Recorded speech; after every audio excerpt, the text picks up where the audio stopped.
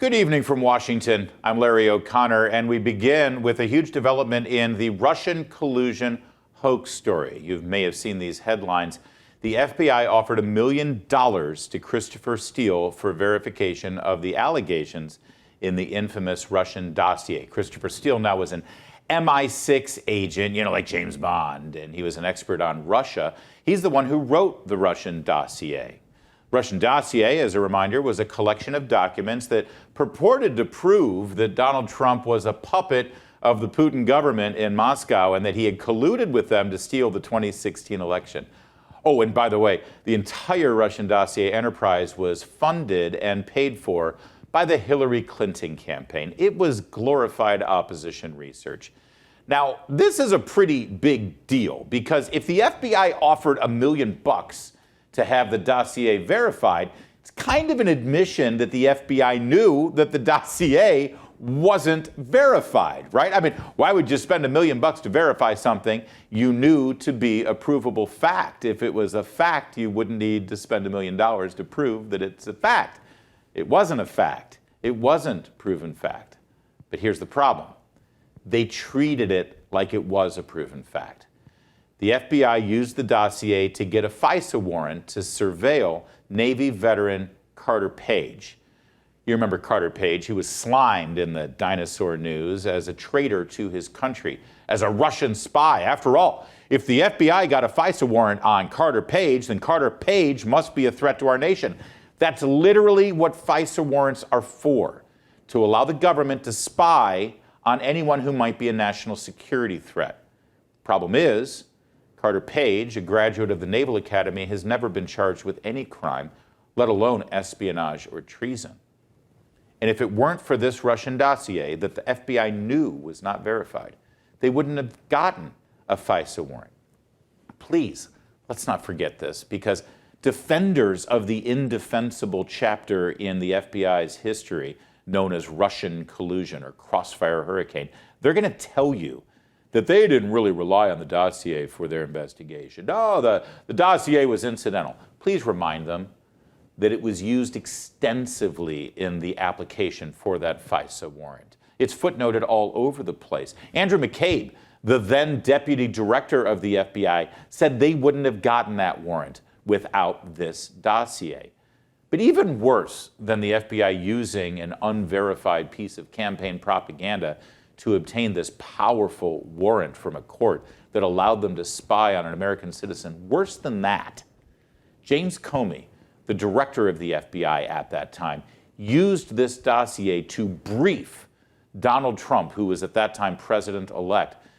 He briefed Donald Trump on the claim that Russia had compromise, dirt on Donald Trump, that they were trying to compromise Donald Trump. James Comey called for a personal one-on-one meeting with Donald Trump weeks before the inauguration to tell him the Russians had dirt on him and that there was fear that the president-elect could be compromised. Now, his proof, the information Comey used to brief Trump that fateful January day when he said, "Here, Mr. President-elect, here's what the Russians have on you." It was the Russian dossier. Specifically, the ludicrous, outrageous, fictional claim that Trump had once paid Moscow prostitutes to urinate on a hotel bed that Barack Obama had slept in. Yeah, the Russian dossier had that in there. Claimed that there was a video of this with the prostitutes.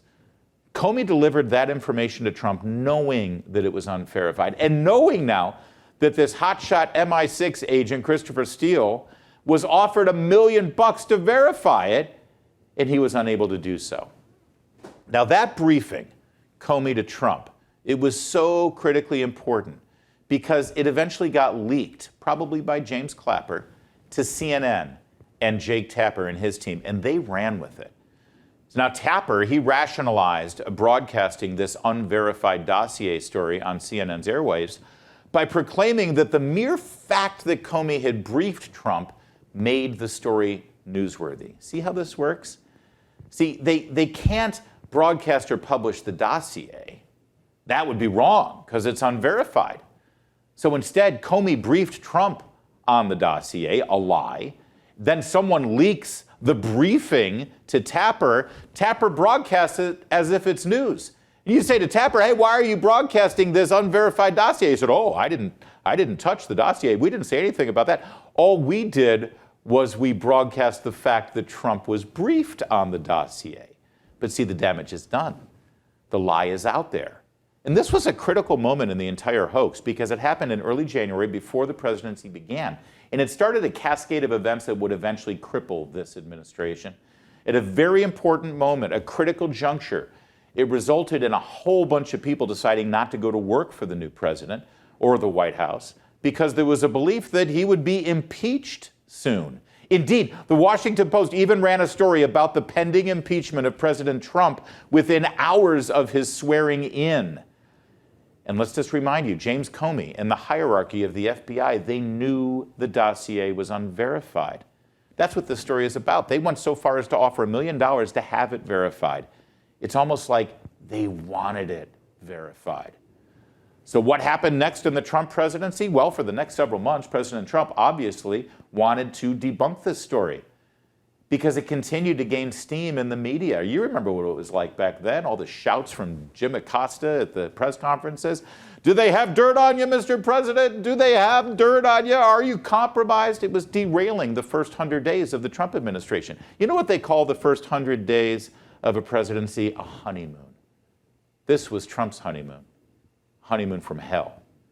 He went so far as to call Comey into his office and beg him to hold a press conference to tell the world that the story was unverified. He said, Jim, do you believe this story? He says, no, I don't believe it's true. He says, please tell everybody. Comey refused to do it. Comey knew the story was unverified. He refused to tell the world. Eventually, Trump fired him. That created, of course, a larger firestorm, a constitutional crisis. The president fired the FBI director. Predictions of the walls are closing in on Donald Trump happened. And then, of course, within weeks, we had Robert Mueller installed as a special prosecutor. Attorney General Jeff Sessions recused himself. The rest is a dirty, sordid, corrupt piece of history. And it all started in the Clinton campaign with the purchase of opposition research known as the Russian Dossier. And it was fake. Everyone knew it. And now we know the FBI went so far as to offer $1 million to the creator of this fan fiction if he could just provide some proof. And he couldn't. So is this a grand conspiracy involving hundreds of FBI agents? Not really. You just need a few well-placed people who can direct the Bureau. James Comey, as we've discussed, he was at the top. His number two, Andrew McCabe, he was also fired for leaking information to the media. And then there's Peter Strzok, you know him. He was texting with his girlfriend in the DOJ about how he hated Trump and he wanted to stop him from winning the election. You remember, he had an insurance policy. Well, Peter Strzok was in charge of the Russian collusion investigation and the Hillary Clinton email investigation. You see, just one guy in charge can steer things in a certain direction. And they all leak to the media. And the media plays along. CNN's still in the game, too. Here's the reporting on this latest revelation of the $1 million bounty. Check out the last paragraph of the article. Today, the dossier is largely seen as an unproven collection of rumors and gossip. Yeah. Think of the lives ruined, the money wasted, the lawyers' fees innocent people had to spend to defend themselves. Think of all the lost opportunities in the early days of the Trump presidency, chasing down the Russian collusion nonsense. By the way, did the FBI ever spend $1 million trying to verify the Hunter Biden laptop?